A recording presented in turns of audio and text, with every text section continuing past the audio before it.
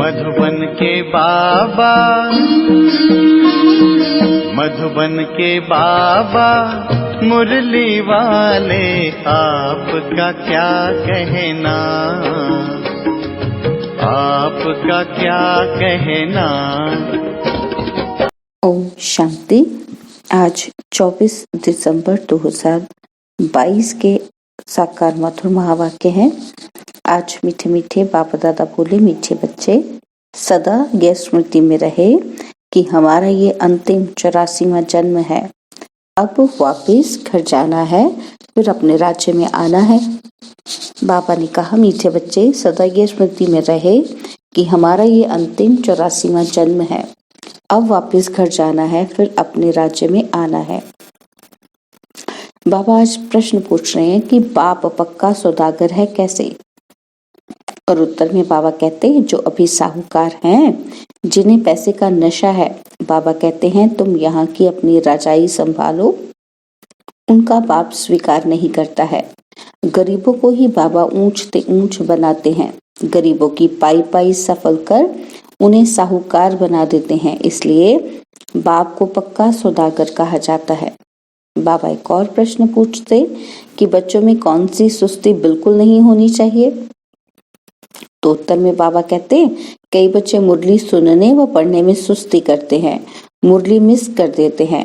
बाबा कहते हैं, बच्चे इसमें सुस्त मत बनो, तुम्हें एक भी मुरली मिस नहीं करनी है। ओम शांति। बच्चों से बेहद का बाप पूछते हैं, और जो भी गुरु गोसाई आदि हैं, वे अपने फॉलोअर्स को बच्चे नहीं कहेंगे। आजकल तो अच्छे अच्छे जवान विद्वान भी भाषण करते हैं। वह बुजुर्ग माताएं अथवा पुरुष हैं, उनमें हिम्मत ही नहीं आएगी जो कहें कि हे बच्चों। यह अक्षर वह कह सकते हैं जो ग्रस्त व्यवहार में हो। बच्चा अक्षर फैमिली का है। बाप कह सकते हैं, यह सन्यासी आदि तो फैमिली के नहीं है, वह है निवृत्ति मार्ग वाले। तो ग्रस्त व्यवहार के ख्यालात बुद्धि में नहीं आते। यह तो माता पिता है, तो जरूर बच्चे बच्चे कहेंगे। तुम भी समझते हो, बेहद का बाप हम बच्चों को बैठ समझाते हैं, पूछते हैं कि बच्चों तुम्हारा घर कौन सा है?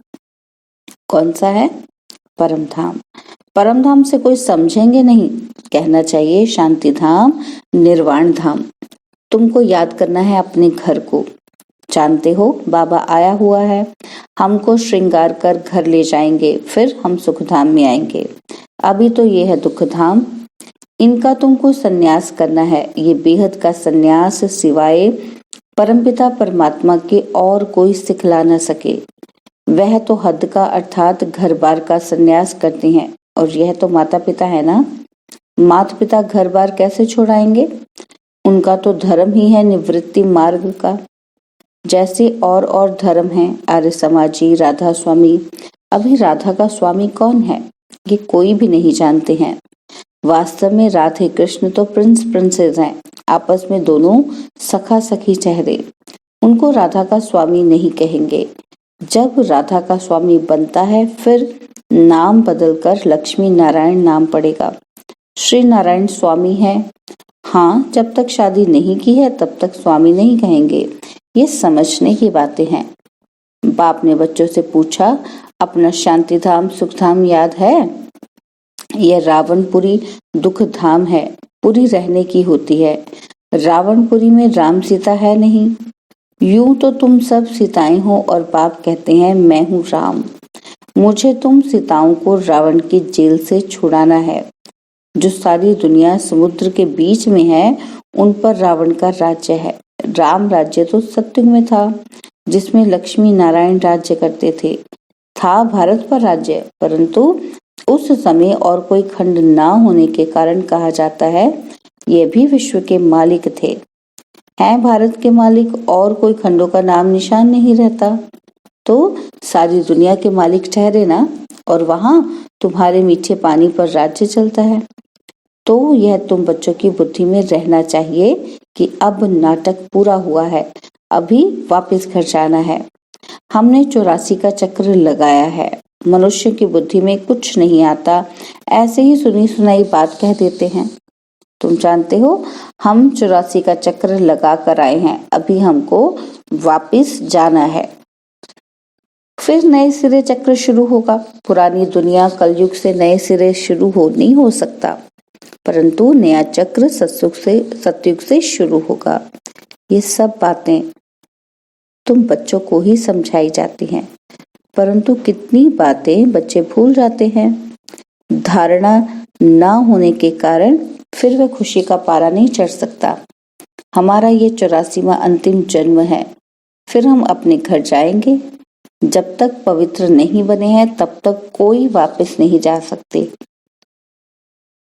जन्म लेना ही है। जो तुम पहले पहले थे अब पिछाड़ी में हो। सब धर्म वाले अभी अंत में भिन्न नाम रूप देश काल में है। गुरु नानक जिसने सिख धर्म स्थापन किया, उनकी आत्मा कहाँ है? यहाँ ही भिन्न नाम रूप में है। सबको पूरा पाठ बजाना ही है। अभी तुम पुरुषार्थ कर रहे हो नई दुनिया में जाने के लिए। पिछाड़ी में सबको हिसाब किताब चुकतू कर फिर जाना है। गुरु नानक की आत्मा फिर अपने समय पर आएगी। सतयुग त्रेता द्वापर में वह आ ना सके, वह आती ही है कल युग में। अपने समय पर आकर धर्म स्थापन करेगी। नंबरवार अवतार आते हैं जो आकर अपना धर्म स्थापन करते हैं। तो पहला नंबर अवतार है भगवान का। अब निराकार कैसे अवतार ले? बताते हैं, मैंने इस चोले का आधार लिया है। यह अपने जन्मों को नहीं जानते। शरीर तो इनका है ना, तो गाया भी जाता है आए देश पर आए। और सब अपने देश अपने शरीर में आते हैं। हाँ, धर्म स्थापक दूसरे के शरीर में आ सकते हैं। फिर उनका नाम होता है। पवित्र आत्मा आकर प्रवेश करेगी। जो पहली आत्मा है वह धर्म स्थापना नहीं करेगी। जो आत्मा प्रवेश करेगी वही स्थापना करेगी। सितम आदि पहले वाली आत्मा सहन करती है। जैसे क्राइस्ट की आत्मा आई, वह तो सतो प्रधान थी, उनको कुछ सहन नहीं करना है, उनको तो पहले सतो में ही आना है। तो जो पहली आत्मा है वह सहन करती है। दुख तो आत्मा को ही होता है ना, जब शरीर के साथ है। धर्मराज भी शरीर धारण कराए सजा देंगे। आत्माओं को फील होता है। क्या फील होता है? कि हम सजा खा रहे हैं। इसलिए कहा जाता है पापात्मा पुण्य आत्मा। पाप शरीर पुण्य शरीर नहीं कहा जाता। सन्यासी तो कह देते हैं आत्मा निर्लेप है, शरीर पर पाप लगता है। अनेक प्रकार के गुरु लोग हैं। बाबा ने बहुत गुरुओं का अनुभव किया है। बाबा हर एक से पूछते रहते थे कि क्यों सन्यास किया, घर बार कैसे छोड़ा, बतलाते नहीं थे। तो मैं कहता था कि मैं कैसे समझूं कि मैं भी कर सकूंगा कि नहीं। ऐसी ऐसी बातें बड़े श्रूडनेस समझदारी से करते थे। अभी समझते हैं कि ये सारा जो मनुष्य सृष्टि रूपी झाड़ है, इनकी जड़ जड़ी भूत अवस्था है। अभी फिर से नया शुरू होना है। प्रलय तो होती नहीं। शास्त्रों में महाप्रलय दिखाई है, वह तो होती नहीं। कहते हैं श्री कृष्ण सागर में पीपल के पत्ते पर आया। यह सब है घुपोड़े। बाप कहते हैं मैं तो आता हूँ आदि सनातन देवी देवता धर्म की स्थापना करने। हमेशा पहले स्थापना फिर विनाश पालना, ऐसे कहना चाहिए। ऐसे नहीं कि पहले स्थापना पालना पीछे विनाश कहो। तो कोई सेंसिबल सुनेगा तो कहेगा ये तोते मुआफिक पड़े हुए हैं। स्थापना पालना फिर विनाश कैसे होगा? इसलिए कायदे मुजीब करेक्ट अक्षर बोले हैं। स्थापना विनाश पालना। अभी ऊंचे ते ऊंच बाप की तुमको श्रीमत मिलती है, देते हैं ब्रह्मा के तन द्वारा। ये बाबा का शरीर मुकर्रर है। सेंसिबल बच्चे होंगे, उनको कोई राय पूछनी होगी तो श्रीमत लेंगे। श्रीमत पर चलने से कभी धोखा नहीं खाएंगे। शिव बाबा की ही श्रीमत है। बाबा दूर थोड़ी है। बाप देखते हैं बच्चे रॉन्ग चलते हैं, वो राइट चलते हैं। हर एक को सर्जन से राय मिल सकती है। यह है सबसे बड़ा सर्जन। कोई भी बात में तकलीफ हो तो बाबा बैठा है। श्रीमत पर चलते रहो। समझो कोई गरीब बच्चा है, धारणा अच्छी है, सर्विसेबल है, परंतु गरीब है, इसलिए आकर मिल नहीं सकता। ऐसे को टिकट भी मिल सकती है। बाप तो गरीब निवाज है ना। ऐसे तो बाप के बच्चे चाहिए जो गरीब से गरीब हों और पढ़कर ऊंचे से ऊंचा चढ़ जाएं। आजकल सब गरीब हैं। 10-20 लाख तो कुछ भी नहीं है। 10-20 करोड़ हो तो साहूकार कहा जाए। बाबा ने समझाया है, पद्मपति यह वर्षा ले नहीं सकेंगे, वह अर्पण हो न सके ना बाबा अलाउ करेंगे। गरीबों की पाई पाई सफल होती है। ऐसी क्या पड़ी है, ये भी पक्का सौदागर है, इसलिए साहूकार आते ही नहीं है। बाप कहते हैं तुम अपनी रजाई संभालते रहो। अब तुम बच्चे जानते हो, बाबा आकर सब वेदों शास्त्रों का सार समझाते हैं। यह भी बाबा ने समझाया है, विष्णु को ब्रह्मा बनने में 5000 वर्ष लगते हैं और ब्रह्मा से विष्णु को निकलने में 1 सेकेंड। और कोई ये बातें समझ ही ना सके। बाबा कितना अच्छा हिसाब समझाते हैं। विष्णु की नाभि कमल से 84 जन्मों बाद अभी ब्रह्मा निकला है। अभी ब्रह्मा सरस्वती सो फिर लक्ष्मी नारायण बन जाते हैं। सूर्यवंशी बनेंगे, फिर चंद्रवंशी बनेंगे। ये सारा चक्र बुद्धि में है। ब्रह्मा सो विष्णु, विष्णु सो ब्रह्मा। ये टॉपिक बहुत अच्छी है। सारे चक्र का राज इसमें आ जाता है।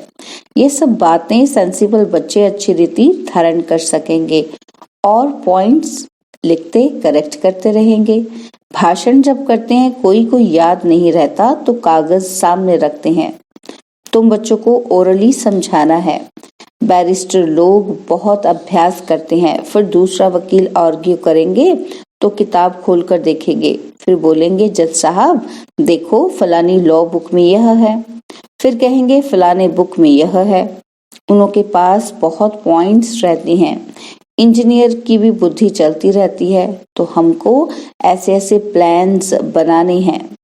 तो तुमको भी विचार चलाना है, टॉपिक की लिस्ट बनानी चाहिए, इस पर यह पॉइंट समझाएंगे, फिर सारी नॉलेज बुद्धि में आ जाएगी। फिर एक्यूरेट भाषण करेंगे। अचानक भाषण करेंगे तो गड़बड़ होगी। यह भी नंबरवार प्रैक्टिस है। तब तो जो तीखे हैं उनको बुलाते हैं कि आकर भाषण करो। समझते हैं ये बड़ी बहन है, भाइयों में जगदीश होशियार है, तो कहेंगे ये बड़ा भाई है, तो फिर रिगार्ड पूरा रखना चाहिए। फिर बड़े का काम है छोटों को सिखाना। स्कूल में मैनर्स भी सिखलाते हैं, इसमें भी मैनर्स अच्छे चाहिए। दैवी गुण धारण करने हैं, मूडी नहीं बनना है। कभी मीठा कभी कैसा, वह फिर सर्विस नहीं कर सकते। बहुत मीठा बनना चाहिए। बहुत प्यार से किसी को समझाना है, तब अच्छा पद मिल सकता है। सभी को राजी करना है। यह तो जानते हो कि बाबा आकर सभी मनुष्य मात्र को खुश करते हैं। सर्व के सद्गति दाता, सर्व को सुख शांति देने वाला है। प्रेम का सागर, सुख का सागर है। तुम्हारा बाप है तो बाप जैसा मीठा बनना पड़े। तुम कल्प कल्प बाप का शो निकालते हो। शिव शक्ति पांडव सेना, तुम स्वर्ग की स्थापना करते हो।